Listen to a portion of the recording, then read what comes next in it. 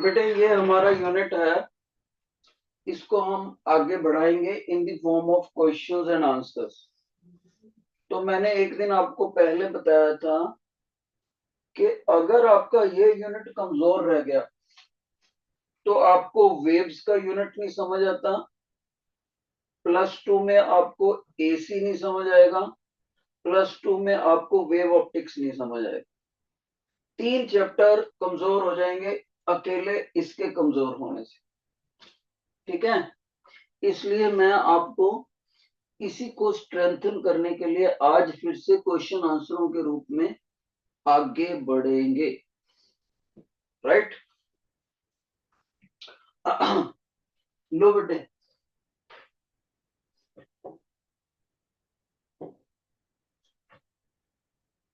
आज हमने देखना है SHM motion of massless loaded spring, mass loaded spring।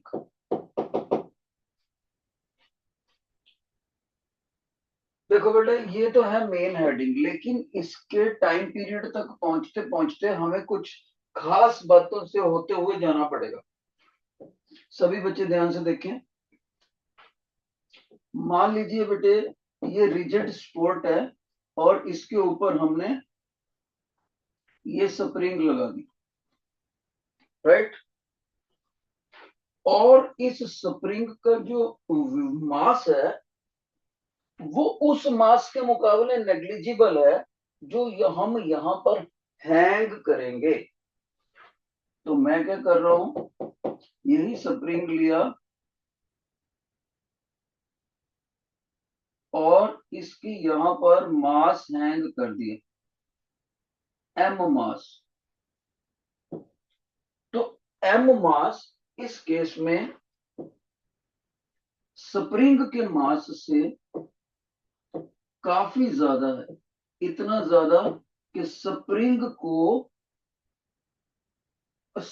अकेले स्प्रिंग के मास को मासलेस कहा जा सकता है in comparison to spring and mass. Okay, अब ये हो गया सेकंड फिगर। थर्ड फिगर में मैं इसी स्प्रिंग को थोड़ा सा नीचे को डिस्प्लेसमेंट करके, इसी स्प्रिंग को, लोडेड स्प्रिंग को थोड़ा सा नीचे को खींच के छोड़ दूंगा and it will naturally go up, फिर डाउनवर्ड आएगा, फिर अपवर्ड, फिर डाउनवर्ड। इस तरह से ये सिंपल हार्मोनिक मोशन शुरू हो जाए। राइट। फिर से देख लो टीचर क्या बोल रहा है। सिचुएशन 1 में very light weighted spring, situation 2 में लोडेड स्प्रिंग इन इक्विलिब्रियम, ये नहीं हिल रहा, बस जितना खींचना था खींच गया। सिचुएशन 3 में spring, loaded spring is stretched downward and left. तो ये सिंपल हार्मोनिक मोशन शो करता है। अब इसमें ये वाली येलो पोजीशन इसकी मीन पोजीशन, इस मीन पोजीशन से ये डाउनवर्ड आया, यहां से छोड़ा, ये सिमेट्रिकली अपवर्ड गया, फिर वहां से फिर मीन पोजीशन पर आया। This one is shown as one oscillation. इस वन ऑसिलेशन के लिए जितना टाइम कंप्लीट हो गया वो टाइम पीरियड होता है बच्चे। हालांकि ये मोशन कंटिन्यूड रहेगा। तो टी क्या है, time period to complete one oscillation. मतलब ऑसिलेशन 1 है, टाइम हम नोट करेंगे। एक इसके अपोजिट फ्रीक्वेंसी होती है, अपोजिट डेफिनेशन होती है, जिसमें ऑसिलेशन हम काउंट करते हैं, टाइम को फिक्स कर देते हैं 1 सेकेंड, उसको बोलते हैं फ्रीक्वेंसी, नंबर ऑफ ऑसिलेशंस पर सेकेंड। दोनों की डेफिनेशन से पता लगता है। पहले वाले में क्या है, ऑसिलेशन 1 है लेकिन टाइम हम नोट करेंगे। दूसरे में क्या है, टाइम 1 सेकेंड है पर ऑसिलेशंस कितनी होगी 1 सेकंड में हम काउंट करेंगे। दोनों की डेफिनेशन से पता लगता है कि both are reciprocal of each other. ये किसी भी एसएचएम मोशन में लागू है ये फार्मूला, स्प्रिंग के बिना जितने भी एसएचएम मोशन। अब रही बात कि इसका टाइम पीरियड होगा कितना, तो टाइम पीरियड सीखने से पहले आपको एक और चीज सीखनी पड़ेगी। इसको बोलते हैं स्प्रिंग कांस्टेंट या स्प्रिंग फैक्टर भी बोल देते हैं। कोई बच्चा बोलेगा सर पहले जब आपने आर्टिकल कराया था, जब आप एनर्जी करा रहे थे एसएचएम ऑसिलेटर की, तब आपने इसको फोर्स कांस्टेंट बोला था इसी सिंबल को। यस, इसका नाम फोर्स कांस्टेंट भी है जब हम कोई भी एसएचएम मोशन डिस्कस करते हैं। लेकिन स्प्रिंग के केस में इसके दो नाम है, स्प्रिंग फैक्टर या force constant.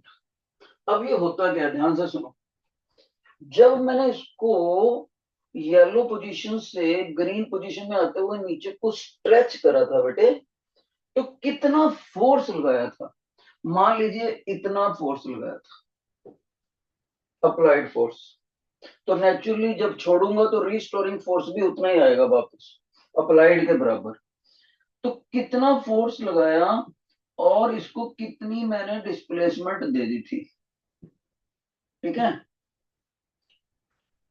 How much force applied and how much displacement is produced, this is known as force constant by definition। और न्यूटन पर मीटर इसकी यूनिट होती है, हमेशा याद रखना। तो कोई बच्चा कहता है सर ये डेफिनेशन तो पता लगी, कितना फोर्स लगाने से कितना स्प्रिंग खींचेगा, ये तो पता लग गया, लेकिन ये स्प्रिंग की क्या प्रॉपर्टी क्या बताता है। ये जो स्प्रिंग फैक्टर है, ये किसी भी स्प्रिंग का स्टिफनेस फैक्टर बताता है, कितना वो हार्ड है। It tells stiffness stiffness of A spring, यानी एक स्प्रिंग खींचने में या कंप्रेस करने में या स्ट्रेच करने में कितना जोर हमसे मांगता है। जितना ज्यादा जोर मांगेगा उतना वो स्प्रिंग फैक्टर ज्यादा है उसका, ठीक है। तो याद रखना, मोर द वैल्यू ऑफ के लार्जर इज द स्टिफनेस।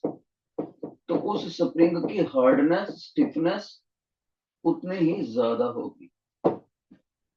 और एक बात याद रखनी है इसके बारे में, मान लीजिए मेरे पास एक ये स्प्रिंग है और इसकी लंबाई है 10 सेंटीमीटर, ठीक है। मैंने इसको कट कर दिया, एक ही स्प्रिंग है कंटिन्यूटी में, उतने ही साइज का सारी जगह से, मैंने इसको कट कर दिया, एक को बना दिया 6 सेंटीमीटर और दूसरे को बना दिया 4 सेंटीमीटर। तो जो 4 सेंटीमीटर है ना बेटे, वो 6 वाले के मुकाबले खींचना भी मुश्किल होएगा और दबाना भी मुश्किल होएगा। हालांकि ये दोनों के दोनों स्प्रिंग इसी को कट करके बना, फिर भी जो लेंथ में छोटा स्प्रिंग होता है उसको कंप्रेस करना भी हार्ड और स्ट्रेच करना भी हार्ड। इसलिए याद रखना, जितनी किसी की स्प्रिंग की नेचुरल लेंथ होगी उसके इनवर्सली प्रोपोर्शनल होता है स्प्रिंग फैक्टर। कम लेंथ ज्यादा hardness.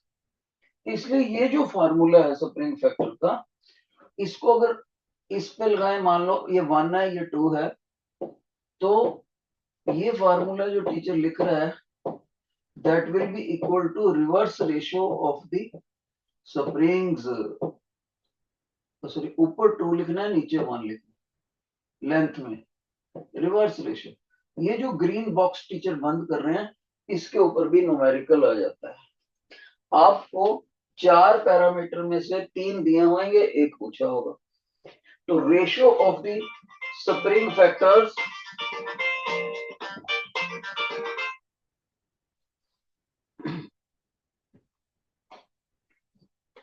Ratio of the spring factor is equal to reverse ratio of their natural length.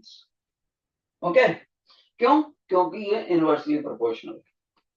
अब एक बार स्प्रिंग फैक्टर समझ आ गया, तब हम देखते हैं कि वन ऑसिलेशन को कवर करने के लिए टाइम पीरियड कितना लगेगा। ध्यान से सुनना बेटे, टाइम पीरियड होएगा 2 पाई और जितना मास लटका रखा है m, और उस स्प्रिंग का k कितना है, और यहां पर अंडर रूट। वैसे सभी बच्चों को पता है, इसको बोलते हैं स्प्रिंग फैक्टर, और मास को भी बोला जाता है एक दूसरे नाम से, इनर्शिया फैक्टर। इसलिए इसको, है तो ये मास ही लटकाया हुआ, लेकिन एक और नाम से भी जाना जाता है, भूल मत जाना, इनर्शिया फैक्टर। और क्योंकि इनर्शिया फैक्टर क्यों बोलते हैं? क्योंकि न्यूटन के थर्ड लॉ वाले चैप्टर में हमने पढ़ा था, mass is the measure of inertia. और इनर्शिया क्या थी? The property of the body to retain its state. इसलिए मास को इनर्शिया फैक्टर और के को स्प्रिंग फैक्टर से लिखते हैं। कोई बच्चा ये मत भूले कि time period equal to 1 upon frequency तो होगा ही होगा।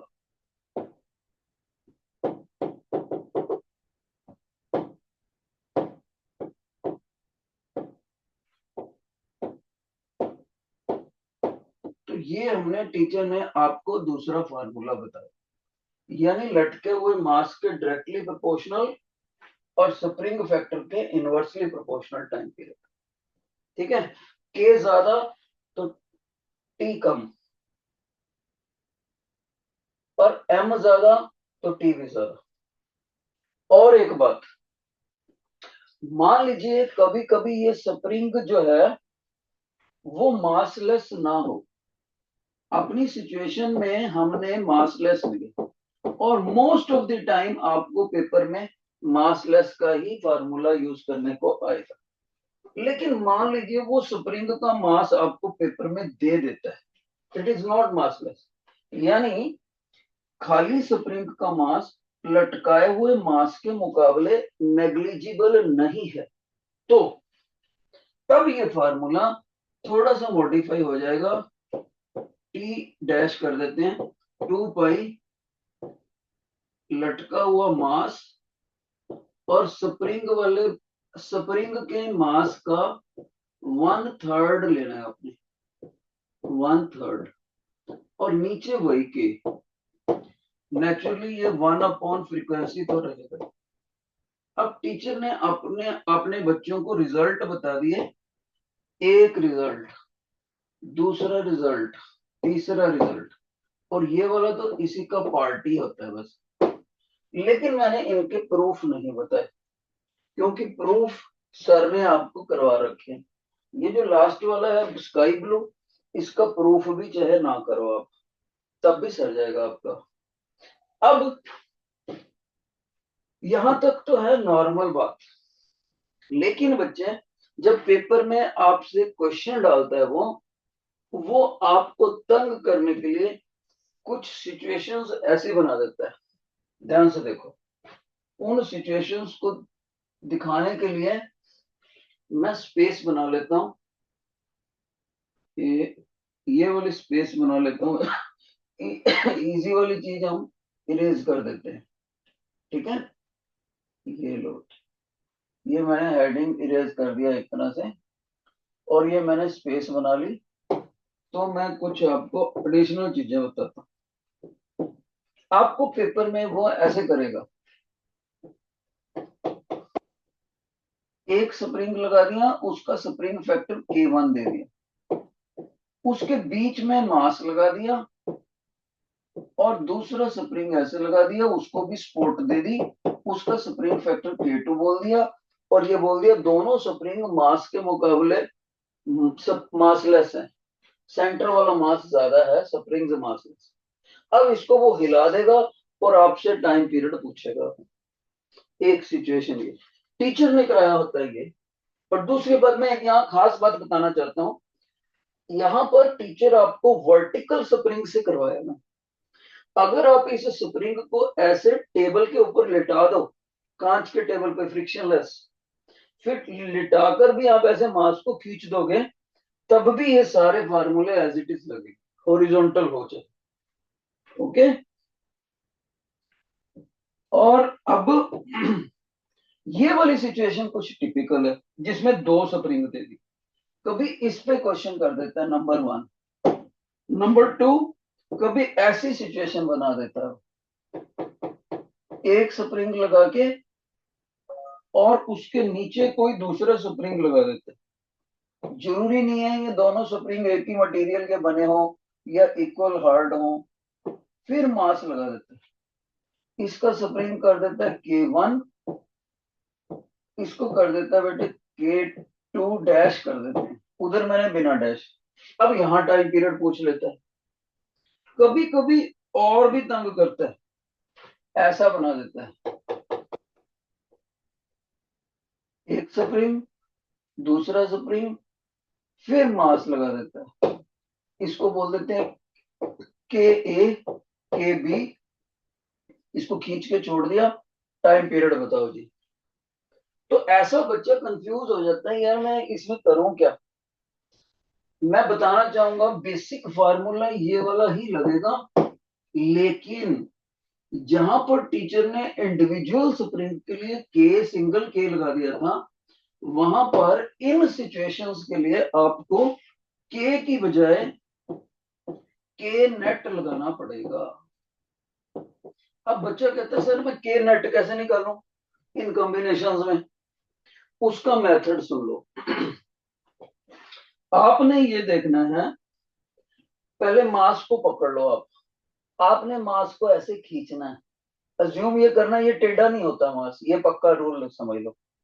मास को खींचा, खींचने के बाद आपने ये नोट करना है, दोनों स्प्रिंग्स की लेंथ में जो चेंज आएगा क्या वो बराबर आएगा। फिर से सुन लो, मैं ये नहीं कह रहा दोनों स्प्रिंग बराबर के खींचेंगे या दोनों से स्प्रिंग बराबर के दबेंगे, ऐसे नहीं कह रहा। मैं कह रहा हूं change in the length of the spring, increase wise भी हो सकता है, डिक्रीज वाइज। आपने इस एम को खींचा और नोट करा क्या दोनों स्प्रिंगों में चेंज इन लेंथ सेम आएगा।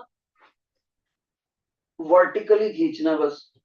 अगर आपका ब्रेन आंसर दे दे यस आएगा, तब आपने के नेट निकालने के लिए दोनों स्प्रिंग के फोर्स, दोनों स्प्रिंगों के स्प्रिंग फैक्टर्स को ऐड कर देना है सिंपली।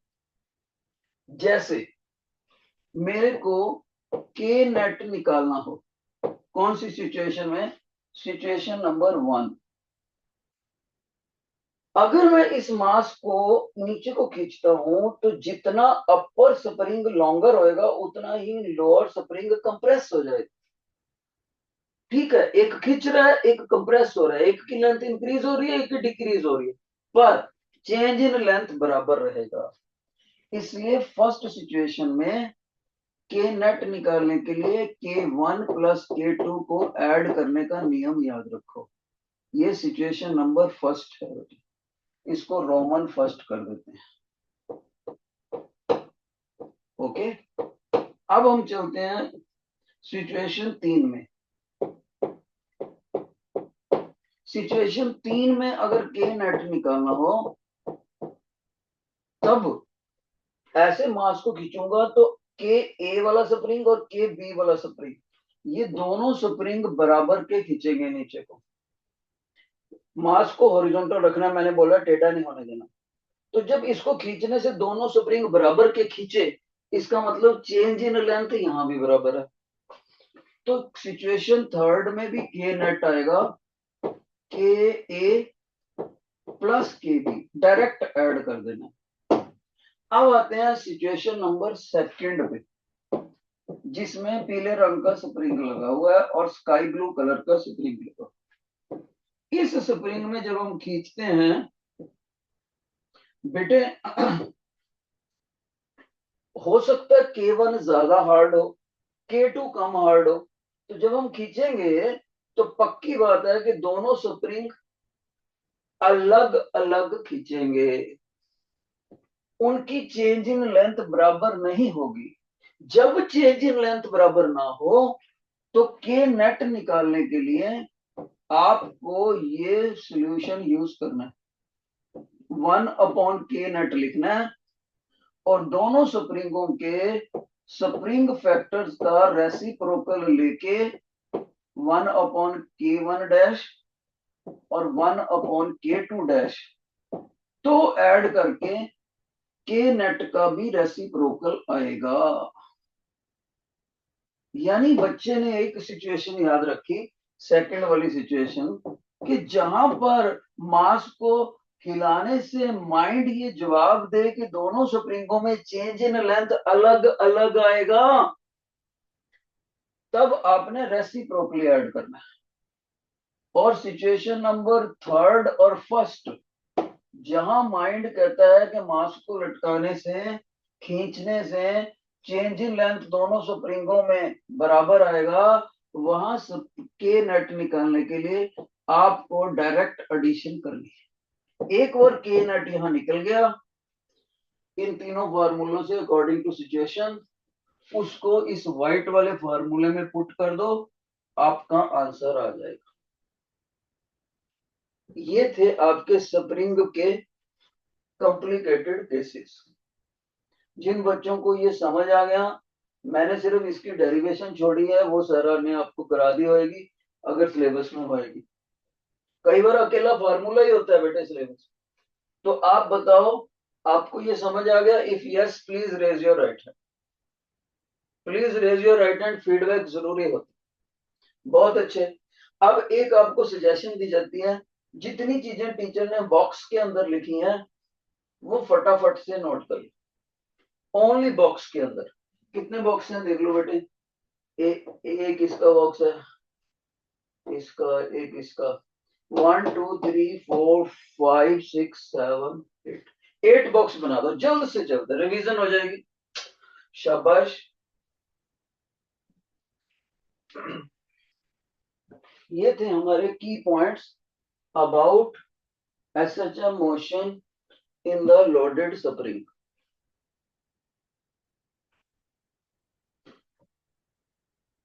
जब स्प्रिंग का मास लटकाए हुए मास से नेग्लिजिबल लिया जाए तो हम इसको आइडियल स्प्रिंग का नाम दे देते हैं, नहीं तो फिर हम स्प्रिंग का मास अगर दिया हो पेपर में तो आपने स्काई ब्लू वाला फार्मूला यूज कर। अब टीचर को कैसे पता लगे कि वाकई उसके बच्चों को समझ आ गया कि नहीं, उसके लिए मैं आपको एक क्वेश्चन डाल रहा हूं, फिर देखता हूं मेरे बच्चे उसको कर पाते हैं कि नहीं। याद रहे इतनी नॉलेज के ऊपर ही क्वेश्चन है। रेडी? मैं इसको मेमोरी में डाल देता हूं। ये बच्चे, अब क्वेश्चन आपके सामने ये है, देखते हैं कौन बच्चा इसको कर पाएगा। ये हमारी रिजिड सपोर्ट है बेटे, इसमें स्प्रिंग नंबर 1 मैंने ये ले ली, इसका स्प्रिंग फैक्टर है K1। K1 को मैंने लिया 5 न्यूटन पर मीटर। एक दूसरा स्प्रिंग ले लिया येलो कलर का, इसके पैरेलल में लगा दिया K2, इसका वैल्यू मैंने ले लिया 2 न्यूटन पर मीटर। चलो 3 लगा लो, 3 न्यूटन पर मीटर। इन दोनों स्प्रिंग्स को जोड़ दिया और यहाँ एक स्काई ब्लू स्प्रिंग लगा दिया, K3 है उसका स्प्रिंग फैक्टर। तीनों स्प्रिंग आइडियल है, यानी मासलेस हैं लटकाए हुए मास के मुकाबले। K3 को 2 न्यूटन पर मीटर ले, और ये जो मास नीचे लटकाया है इसको मैंने ले लिया 2 kg।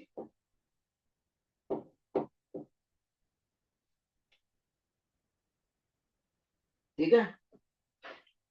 और आइडियल स्प्रिंग्स का केस है, यानी स्प्रिंग्स के अपना भार नहीं लेने। अब इस मास को मैंने नीचे खींच के छोड़ दिया तो नेचुरली ये ऊपर जाएगा नीचे जाएगा, SHM मोशन होगा। मेरे बच्चों ने ये बताना है कि टाइम पीरियड SHM मोशन का कितने सेकंड होगा। शाबाश, ट्राई योर बेस्ट।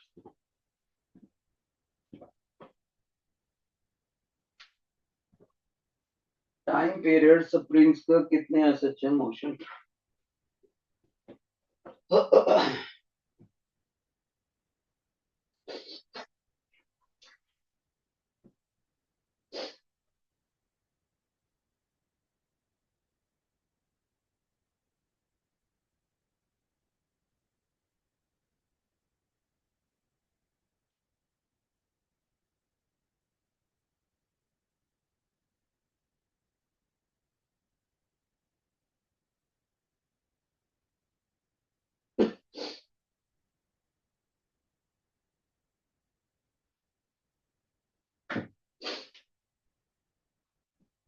शाबाश, कौन बच्चा इसका आंसर बताएगा दोनों क्लासेस में से। कंपटीशन समझ लो, medical versus non medical. Who will tell the answer.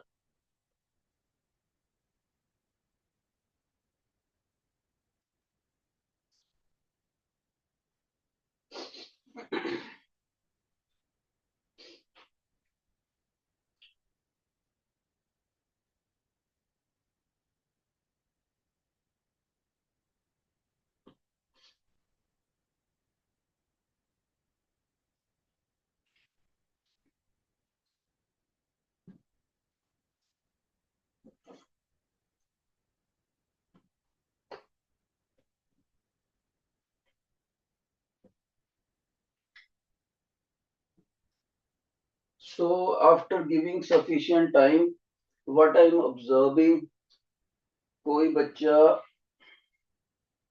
नहीं रेस्पॉन्स कर रहा। Anybody in non medical, anybody in medical, please raise your hand.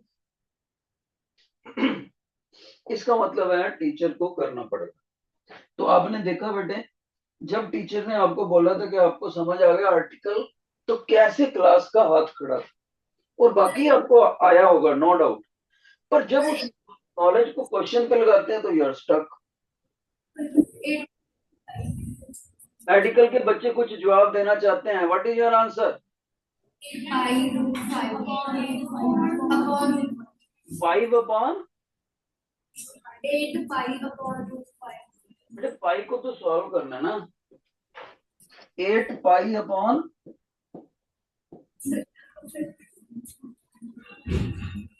पता नहीं अच्छे से सुन नहीं रहा आपका। नॉन मेडिकल में कोई बच्चा नहीं है, मेडिकल में कुछ ना कुछ बोल रहे हैं पर क्लियर नहीं बोल पा। तो अब हम इसको करते हैं बेटे, रेडी।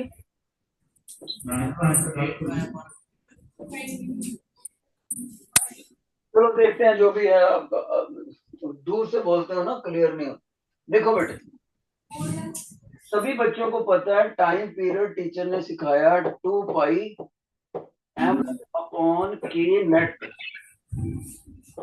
ऐसे सिखाया। अब यहाँ कोई प्रॉब्लम ही नहीं है। पाई की वैल्यू एवरीबॉडी नोज 3.1, मास वैल्यू एवरीबॉडी नोज 2 kg। तो अल्टीमेटली कहानी आ गई के नेट कैसे निकल। अब इसको देखो, जैसे ही इस स्प्रिंग को खींचेंगे तो ये वाली स्काई ब्लू वाली प्लेट सीधी रहेगी। इसका मतलब व्हाइट स्प्रिंग और येलो स्प्रिंग दोनों में चेंज इन लेंथ बराबर आया।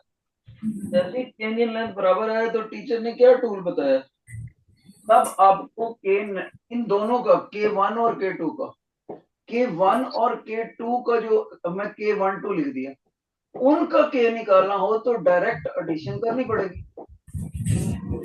इसका मतलब 5 + 3 8 बन गया। तो जब इन दोनों का स्प्रिंग फैक्टर 8 आ गया तो हम एक इनको कॉमन स्प्रिंग बना लिया K12, उसका आ गया 8 स्प्रिंग फैक्टर। और नीचे स्काई ब्लू लगा हुआ है, उसका K है K3, हमें ऑलरेडी दे रखा है 2। अब यहाँ पर मास है बेटे, ये दोनों स्प्रिंग अलग अलग हार्डनेस से खींचेंगे, अलग अलग चेंज इन लेंथ आएगी, यहाँ पर रेसिप्रोकल लगेगा। इसलिए फाइनल के नेट निकालने के लिए आपको 1/K12 प्लस 1/K3 करना पड़ेगा, यानी कि 1/K नेट सभी बच्चे निकालते हैं तो 1/8 प्लस 1/2, एलसीएम लेंगे तो 8, 1 प्लस 4, यानी बच्चा कहेगा सर 5/8। इसका मतलब इस टाइम पीरियड के फार्मूले को देखो, T is equal to 2 into 3.14, m की वैल्यू रखी 2, और ये देखो इसको मैं के नेट को, ये वाला जो के नेट है, I can write the same formula like this.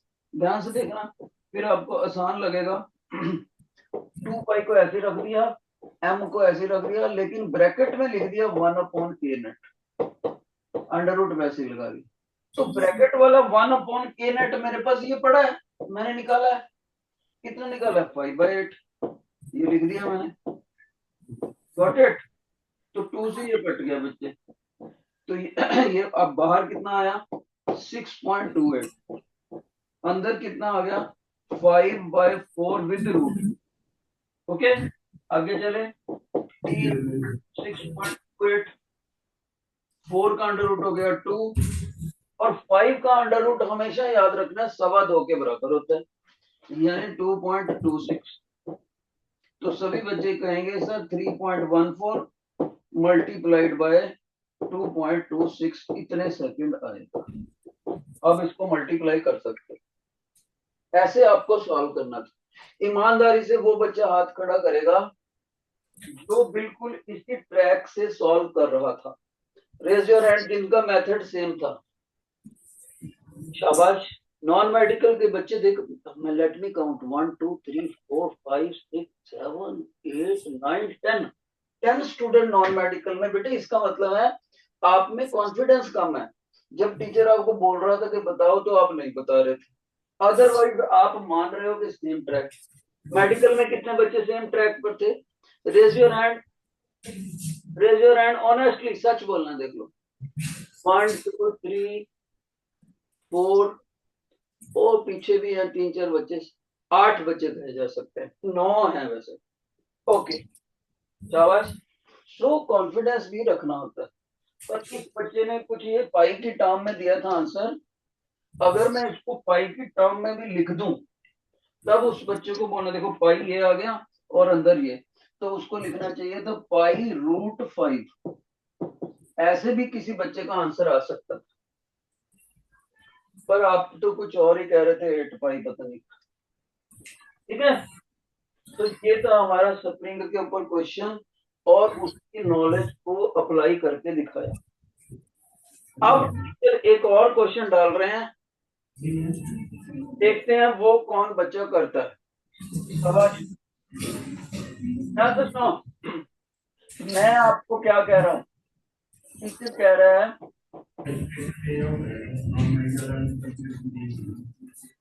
Tension, ये एक एसएचएम ऑसिलेटर है, एसएचएम ऑसिलेटर बिल्कुल +2 लेवल का, +1 लेवल का क्वेश्चन, जरा भी हायर नहीं करूंगा, देखते हैं कौन बच्चा करता है। और आपको पता लग गया कि ये इसकी मीन पोजीशन है, और जो टीचर व्हाइट से दिखा रहा है वो है एक्सट्रीम पोजीशन। ओके, तो प्रेजेंटली जो आपका बॉब है, जो एसएचएम ऑसिलेटर है, वो एग्जैक्टली मिड पोजीशन पर है, मिड पोजीशन पर, मतलब कि जो वाई है ना डिस्प्लेसमेंट, वो मैक्सिमम डिस्प्लेसमेंट का हाफ दे रखा है। मैक्सिमम डिस्प्लेसमेंट को एम्पलीट्यूड बोलते हैं, यानी y is equal to capital A/2। ये चीज हमारे को क्वेश्चन के अंदर गिवन है। अब आपने जो क्वेश्चन करना है वो सुन लो। देखो यहाँ पर जब बॉब आएगा तो उसके पास काइनेटिक एनर्जी भी है, पोटेंशियल भी है, मैकेनिकल एनर्जी भी है टोटल। तो क्वेश्चन क्या है, अगर मैं इस पोजीशन को बोल दूं ए पोजीशन, मैं ए नहीं कहते हम इसको, ए से कंफ्यूज हो जाओगे आप। अगर इस पोजीशन को मैं बोल दूं 1, ठीक है, तो क्वेश्चन क्या है, at position 1,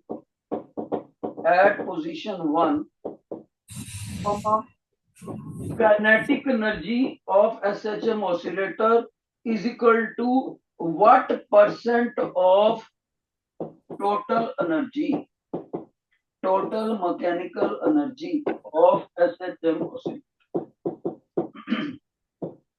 जब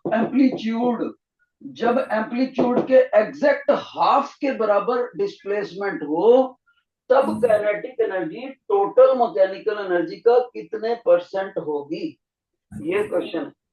शाबाश, who will do, try your best.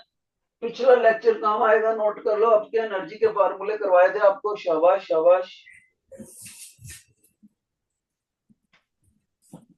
शाबाश बेटे।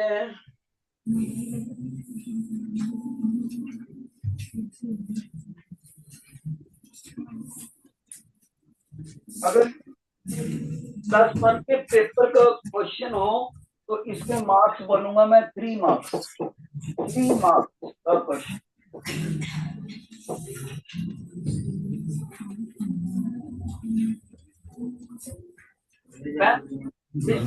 When is half of its maximum value, kinetic energy will be what percent of the total energy? Anybody?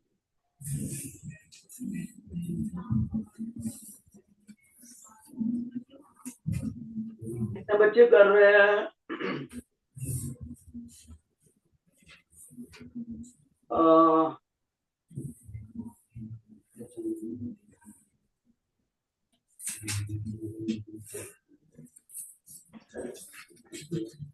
कोई बच्चा नॉन मेडिकल में आंसर देना चाहे?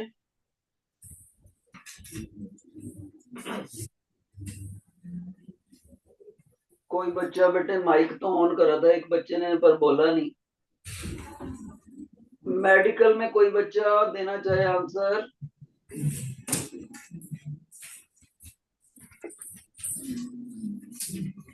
नॉन मेडिकल में कोई आंसर देना चाहे?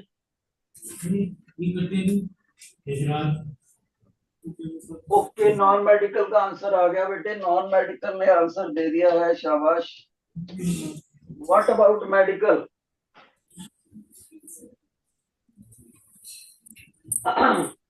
तब फिर मेरे को ये मेडिकल का आंसर नहीं आया इसका, तो फिर हम इसको करते हैं बेटे, ध्यान से सुनो, शाबाश। जब उसने परसेंटेज के टर्म में पूछ लिया तो देखो बेटे,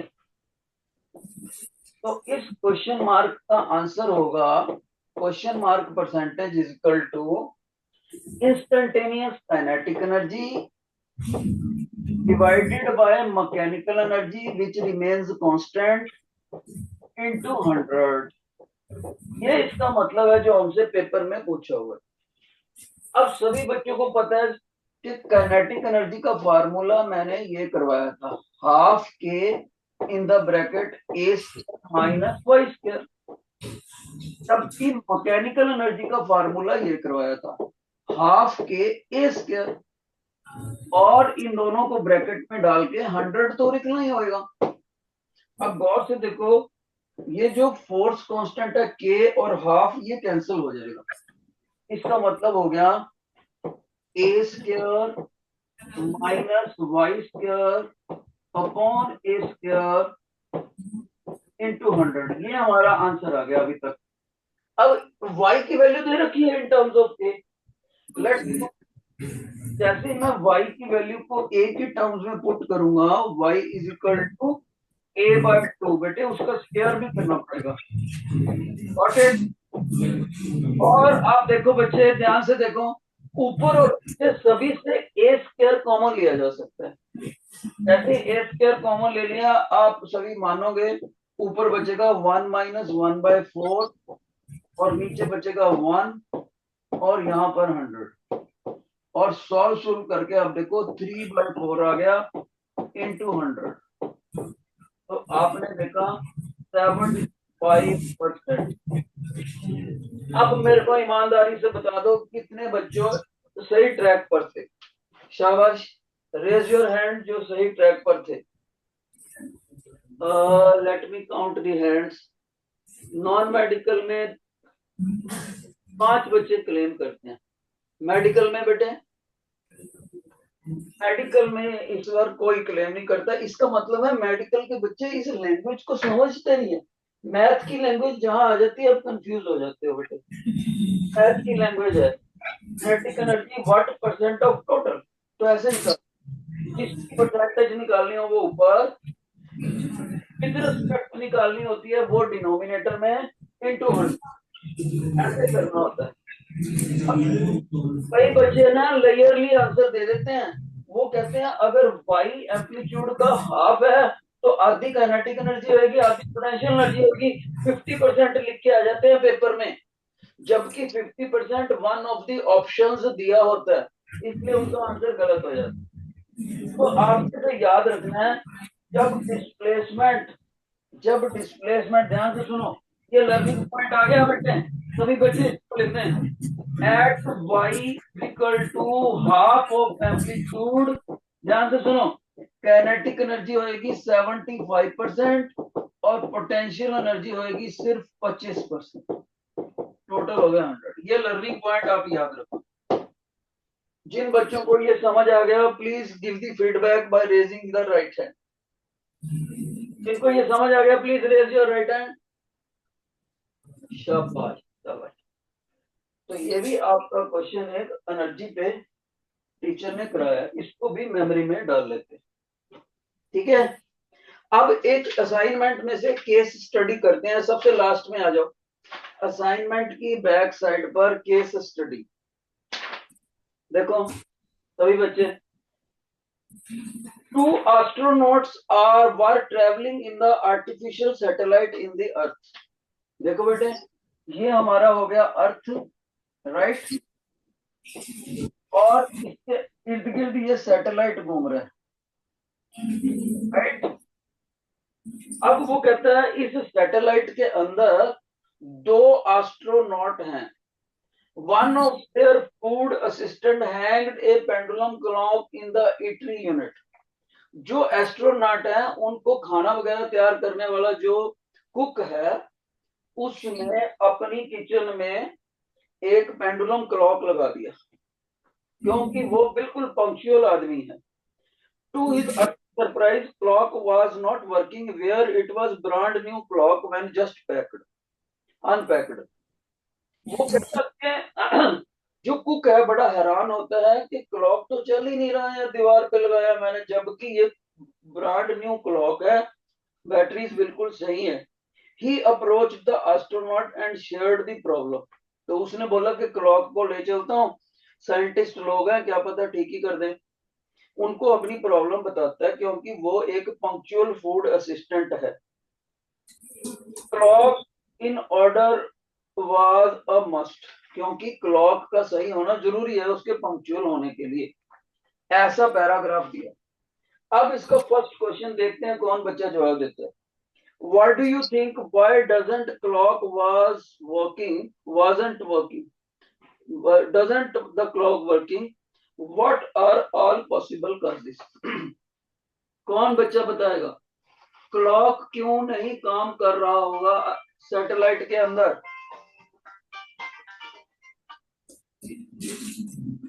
मेडिकल का एक बच्चा जवाब देना चाहता है, शाबाश, कट कर दिया उसने भी। क्लॉक सैटेलाइट के अंदर क्यों काम नहीं कर रहा था, पेंडुलम क्लॉक? नहीं बता रहे। नॉन मेडिकल के बच्चे आपको बताना चाहिए बेटे पेंडुलम क्लॉक क्यों नहीं काम कर रहा था सैटेलाइट में। गड़बड़ है। तो आपको कहना चाहिए था, देखो बेटे आप भूल जाते हो, पिछला लेक्चर भूल गया। आपको बोलना चाहिए सर जो पेंडुलम क्लॉक होता है ना, वो उसका टाइम पीरियड ये होता है, आपको पता है? मैंने कहा बिल्कुल पता है। आपको ये भी पता होना चाहिए कि सर सैटेलाइट के अंदर एक्सेलरेशन ड्यू टू ग्रेविटी नील होती है, नील, जीरो। तो जैसे ही आप इसको जीरो भरोगे तो आपका टाइम पीरियड तो इन्फिनिटी आ गया। मैंने कहा हाँ बेटे इन्फिनिटी आ गया। सर आपको पता है टाइम पीरियड का मतलब क्या होता है? ये मीन पोजीशन है मीन से एक्सट्रीम गया, एक्सट्रीम से सिमेट्रिकली अदर एक्सट्रीम गया और बाकी मीन पर। ये वन ऑसिलेशन को कवर करने का जो टाइम होता है वो टाइम पीरियड होता है, और आपका यही टाइम पीरियड इन्फिनिटी आ गया। मैंने कहा यार, तो सर इन्फिनिटी टाइम पीरियड का मतलब ये है कि आपका बॉब हिल ही नहीं रहा, पेंडुलम ऑसिलेट ही नहीं कर रहा, वरना टाइम पीरियड कैसे इन्फिनिटी हो जाएगा?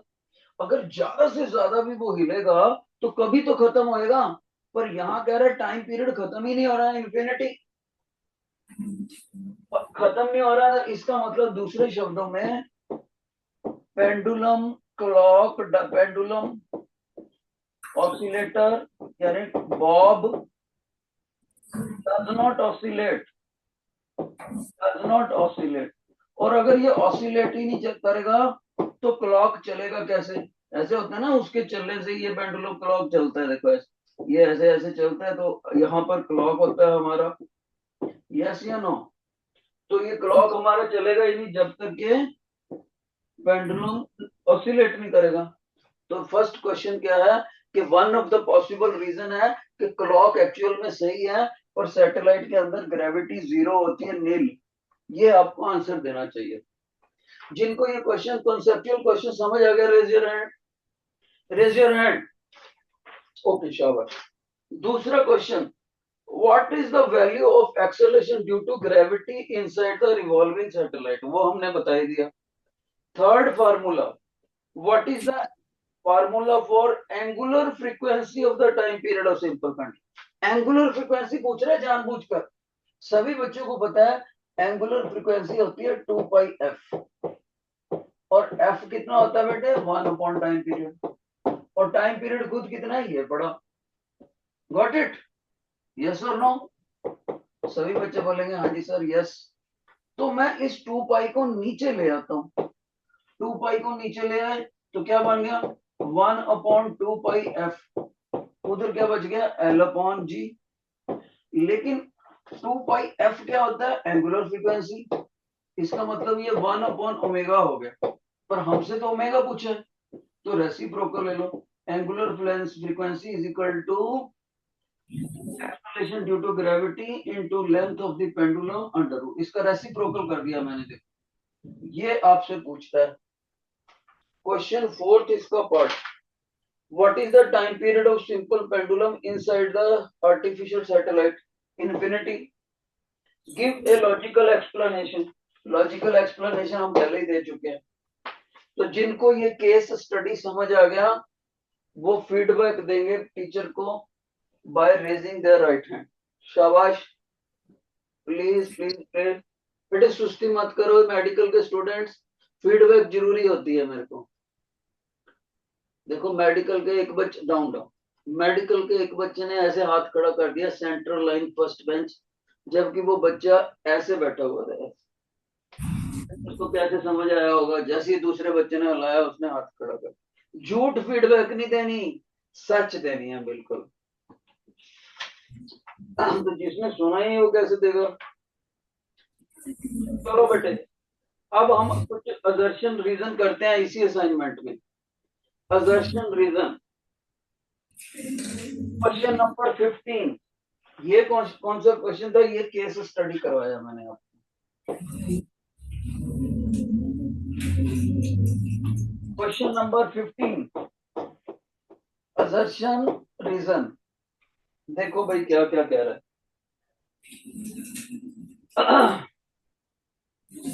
और नीचे वाला हम लिख देते हैं क्या रीजन असर्शन का करेक्ट एक्सप्लेनेशन है कि नहीं है। First, soldiers are asked to break the steps while crossing the bridge. Second है frequency of marching may equal to the natural frequency of the bridge and may lead to resonance which break the bridge. अब इसका meaning समझाता हूँ बेटे। Meaning ये है कि जब फौज के जवान होते हैं या बीएसएफ के जवान होते हैं, जब वो ब्रिज में से गुजरते हैं ना बेटे, आमतौर पर फौजी की बटालियन कैसे गुजरती है? उनके पैर एक दूसरे से मैचिंग करते हैं।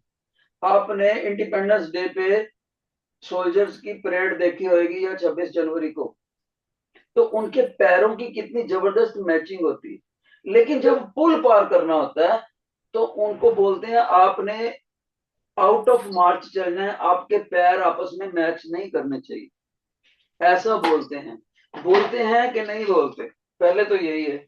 और दूसरा उसने रीजन दे रखा है। अब मेरे को बताओ, कौन बच्चा बताएगा क्या ये दोनों सही हैं और एक्सप्लेनेशन भी सही है? क्या ये दोनों सही हैं और एक्सप्लेनेशन गलत है? क्या ये सही ये गलत, या फिर ये गलत ये सही? बताओ, आपकी ए ऑप्शन है या बी ऑप्शन है या सी ऑप्शन है या फिर डी ऑप्शन? शाबाश। जो बच्चे कहते हैं ए ऑप्शन सही है वो एक फिंगर खड़ी करें, जो बी कहते हैं 2 फिंगर, सी कहते हैं 3 फिंगर, डी कहते हैं 4 फिंगर। शाबाश, सिलेक्ट योर आंसर। 1 2 3 4 फिंगर खड़ी करो। नॉन मेडिकल के बच्चे, वेरी गुड, वेरी, बहुत अच्छा आंसर पता लग गया आपका। मेडिकल के, मेडिकल के, शाबाश। मेरे को बहुत खुशी हुई इस बात को देख के कि मेडिकल और नॉन मेडिकल दोनों के बहुत सारे बच्चों ने हाथ खड़ा करा और दोनों ने ही सही बताया कि सर ये एक्सप्लेनेशन इसका सही, मैक्सिमम बच्चों ने। लेकिन कुछ कुछ बच्चे इस पे हाथ नहीं खड़ा कर रहे थे, उनके लिए मैं इसका एक्सप्लेनेशन बता दूं। ध्यान से सुनना बेटे। एक प्रोसेस होती है रेजोनेंस, रेजोनेंस, इसको मैंने आपको समझाना है, फिर आपको ये क्वेश्चन का आंसर समझ आएगा अच्छे से। पहली बात, रेजोनेंस का हेडिंग है अभी। पहली बात मैं बात कर रहा हूं, दुनिया में हर चीज कांपती है, हर चीज दिखती नहीं है। कुछ चीजें दिखती नहीं है कांपते हुए, कुछ अच्छे से दिखती हैं। तो हर बॉडी की, कोई भी बॉडी की एक फ्रीक्वेंसी दे रखी है, उसको बोलते हैं नेचुरल फ्रीक्वेंसी। क्या बोलते हैं? Natural frequency. गॉड ने अलग अलग बॉडी को अलग अलग नेचुरल फ्रीक्वेंसी दे रखी है कंपन करने के लिए। दूसरा पॉइंट, कभी कभी क्या होता है उस बॉडी के ऊपर हम बाहर से फोर्स लगा के उसको किसी और फ्रीक्वेंसी से वाइब्रेट करवाते हैं। जैसे एग्जांपल समझो, मान लीजिए ये गार्डन है, इस गार्डन में ये झूला लगा हुआ था और यहाँ पर एक छोटा सा किड इसके ऊपर बैठा हुआ है और इस किड के पैर जमीन पे नहीं लग रहे, उसने ये स्ट्रिंग्स पकड़े हुए हैं। तो ये जो स्विंग के ऊपर किड बैठा हुआ है, ये अपनी नेचुरल फ्रीक्वेंसी से थोड़ा बहुत ऑसिलेट कर रहा है। लेकिन होता क्या है, इसके फादर साहब आते हैं, वो देखते हैं कि मेरा बच्चा झूला लेना चाहता है, वो इसकी बैक साइड पर खड़े होकर इसको हर बार पूरा सा झूला देते हैं। इसके फादर साहब पीछे से खड़े जाते हैं, वो अपने बच्चे को एंजॉय करवाना चाहते हैं। जैसे ही बच्चा आता है तो उसको पुश कर, एक पर्टिकुलर टाइम के बाद पुश करते, पर्टिकुलर टाइम के बाद पुश करते हैं। तो उसके जो फादर साहब पीछे से जोर लगा रहे हैं, एक पर्टिकुलर इंटरवल के बाद लगा रहे हैं, यानी कि उनके द्वारा लगाया गया फोर्स पीरियोडिक है। पीरियोडिक फोर्स की वजह से ये झूला अपनी नेचुरल फ्रीक्वेंसी से वाइब्रेट ना करके वो एक फोर्स्ड फ्रीक्वेंसी से वाइब्रेट करेगा। एफ के पैर में कैपिटल एफ लिख दिया, फोर्स्ड फ्रीक्वेंसी से। तीसरी बात ध्यान से सुनना। अब तीसरी बात, अगर पीरियोडिक फोर्स लगे और पीरियोडिक फोर्स लगने से बॉडी के अंदर फोर्स्ड फ्रीक्वेंसी आए, बिल्कुल सही। लेकिन इंपॉर्टेंट बात, लेकिन ये पाया गया कि वो पीरियोडिक फ्रीक्वेंसी बॉडी की नेचुरल फ्रीक्वेंसी के बराबर है। पीरियोडिक फोर्स भी लगे और फोर्स्ड फ्रीक्वेंसी एसएचएम ऑसिलेटर की उसकी नेचुरल फ्रीक्वेंसी के बराबर भी रहे, इफ, तब उस प्रोसेस को हम बोलते हैं, then that process is called resonance. कोई बच्चे कहते हैं सर ऐसे हो कैसे सकता है, वो भूल गए कि मैं ये नहीं देख कह रहा कि बच्चा ज्यादा झूल रहा है कि कम झूल रहा है। फ्रीक्वेंसी की डेफिनेशन मत भूलो, नंबर ऑफ ऑसिलेशंस पर सेकंड, नंबर ऑफ ऑसिलेशंस पर सेकंड। मतलब पीरियोडिक फोर्स लगने के बावजूद, ऑसिलेटर में फोर्स्ड फ्रीक्वेंसी होने के बावजूद ये पाया गया कि ये बॉडीज की फ्रीक्वेंसी नेचुरल फ्रीक्वेंसी के बराबर है, तब इस प्रोसेस को बोलेंगे रेजोनेंस। और जो वाइब्रेटिंग बॉडी होती है उसका फिर जो एम्पलीट्यूड होता है, वाई की वैल्यू, वाई मैक्सिमम की वैल्यू एम्पलीट्यूड, वो एम्पलीट्यूड बहुत ज्यादा हो जाता है। और अगर ये दोनों फ्रीक्वेंसीज बराबर ना हो तब हम बोलते हैं कि बॉडी आउट ऑफ रेजोनेंस है, आउट ऑफ रेजोनेंस। फिर उस केस में वाई जो होता है वो मैक्सिमम नहीं होता, नॉन मैक्सिमम होता है। ओके, तो इससे क्या हुआ, अब इसी एग्जांपल को आप ब्रिज वाली एग्जांपल से लो। ये जो लकड़ी का ब्रिज है इसकी अपनी एक कंपन करने की नेचुरल फ्रीक्वेंसी है, और जब फौजी इसके ऊपर इन मार्च निकलेंगे, पैरों की ताल को आपस में मिलाते हुए बिठाते हुए जब जाएंगे, इन मार्च, नॉट आउट ऑफ मार्च, इन मार्च जाएंगे, तो उनके पैर जब इस ब्रिज को इकट्ठा दबाएंगे, पीरियोडिक फोर्स लगाएंगे, तो ब्रिज की नेचुरल फ्रीक्वेंसी फोर्स्ड फ्रीक्वेंसी से मैच कर सकती है।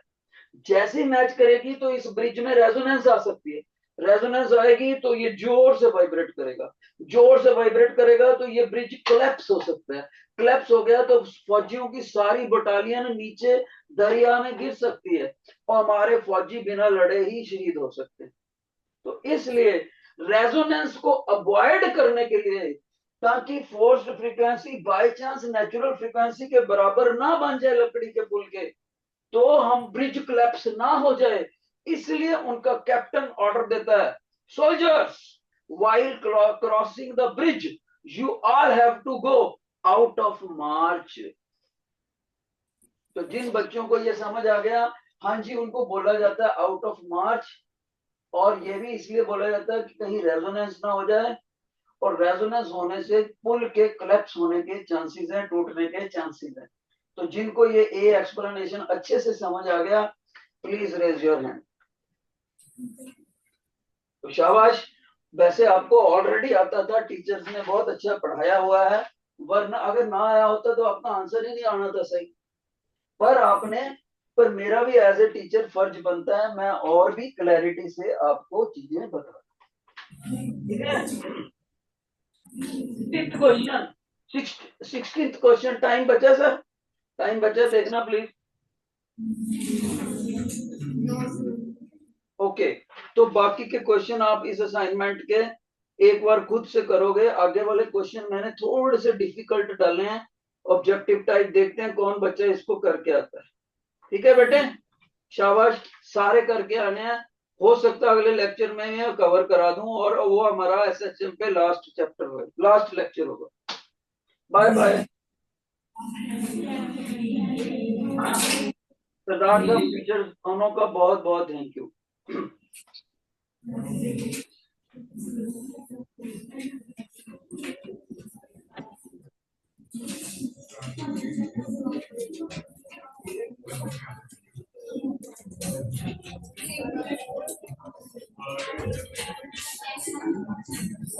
Sir, please.